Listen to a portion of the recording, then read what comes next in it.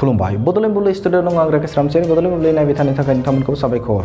थांनाय 48 घन्टानि गेजेराव भारत आरो आसाम रायजोआव बेसेबां जों सुबुङा कर'ना पजिटिभजों मुंख्लं जाखो आरो बेसेबां जों सुबुङा गोदान पजिटिभ मोननो हाखो बेनि सोमोन्दै नोंथांमोननो बड'लेण्ड बुब्लिनि गेजेरजों नोंथांमोननो फोरमायनो थाखाय आखायाव लादों। थांनाय 24 घन्टानि गेजेराव भारत हादराव गासै 3,42,421 जन सुबुंनि देहायाव कर'ना पजिटिभ गोदानै मोननो हादों आरो बेनिनो 4,205 जन सुबुङा जिउ गोमाबाय।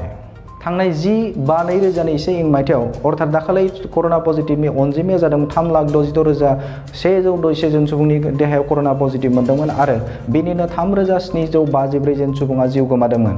मैया आरो दाखालिनिखौ रुजुना नायोब्ला गासै भारत हादराव गोदानै पजिटिभ मोननाय अनजिमाया 17,740 जन सुबुङा खम जादों।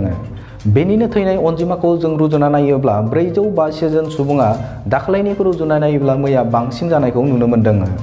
आसाम रायजोआवबो थांनाय 24 घन्टानि गेजेराव कर'ना पजिटिभखौ गोदानै मोननो हादों 6,258 जन सुबुंनि देहायाव कर'ना पजिटिभ गोदानै मोननो हादों आरो बेनिनो गासै 85 जन सुबुङा जिउ गोमाबाय आरो थांनाय 10/5/2021 मायथाइनिखौ रुजुना नायोब्ला बै सानखालि गासै कर'ना पजिटिभ मोननो हादोंमोन 6,205 जन सुबुंनि देहायाव कर'ना पजिटिभ मोनदोंमोन आरो बेनि 77 जन सुबुङा जिउ गोमादों।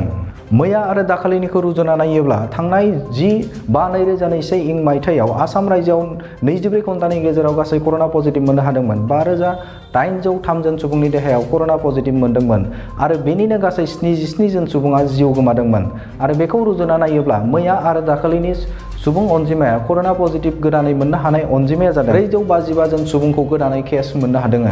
थामहिनबा मैया आरो दाखालिनिखौ रुजुना नायोब्ला गोबां जानायखौ जों नुनो मोनो। बेनि थैनायनि अनजिमाखौ मैया आरो दाखालिनिखौ रुजुना नायोब्ला 8 जन बाराखौ जानायखौ जों नुनो मोन्दों।